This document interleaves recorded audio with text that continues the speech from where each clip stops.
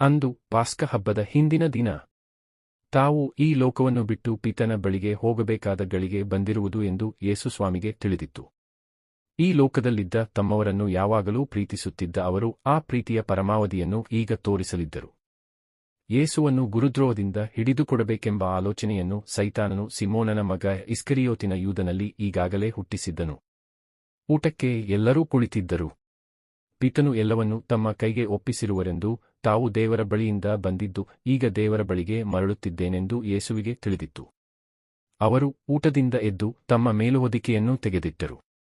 ಅಂಗವಸ್ತ್ರವನ್ನು ಸೊಂಟಕ್ಕೆ ಕಟ್ಟಿಕೊಂಡರು.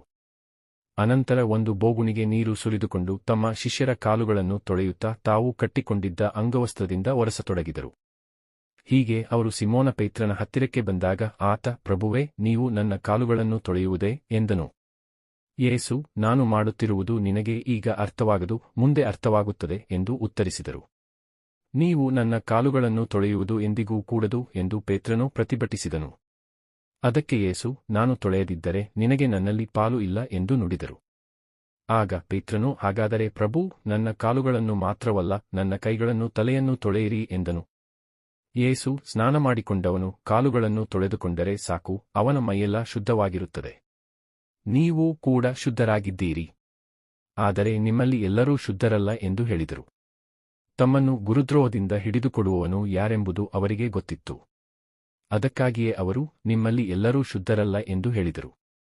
ಶಿಷ್ಯರ ಪಾದಗಳನ್ನು ತೊಳೆದ ಮೇಲೆ ಯೇಸು ತಮ್ಮ ಮೇಲುಹೊದಿಕೆಯನ್ನು ಹಾಕಿಕೊಂಡು ಕುಳಿತುಕೊಂಡರು. ತಮ್ಮ ಶಿಷ್ಯರಿಗೆ, ನಿಮಗೆ ನಾನು ಮಾಡಿರುವುದು ಏನೆಂದು ಅರ್ಥವಾಯಿತೆ?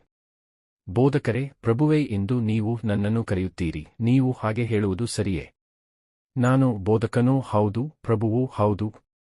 ನಿಮಗೆ ಪ್ರಭುವೂ ಬೋಧಕನೂ ಆಗಿರುವ ನಾನೇ ನಿಮ್ಮ ಕಾಲುಗಳನ್ನು ತೊಳೆದಿರುವಾಗ ನೀವು ಸಹ ಒಬ್ಬರ ಕಾಲುಗಳನ್ನು ಇನ್ನೊಬ್ಬರು ತೊಳೆಯುವ ಹಂಗಿನಲ್ಲಿದ್ದೀರಿ. ನಾನು ನಿಮಗೆ ಒಂದು ಆದರ್ಶವನ್ನು ಕೊಟ್ಟಿದ್ದೇನೆ. ನಾನು ನಿಮಗೆ ಮಾಡಿದಂತೆಯೇ ನೀವು ಇತರರಿಗೆ ಮಾಡಿರಿ.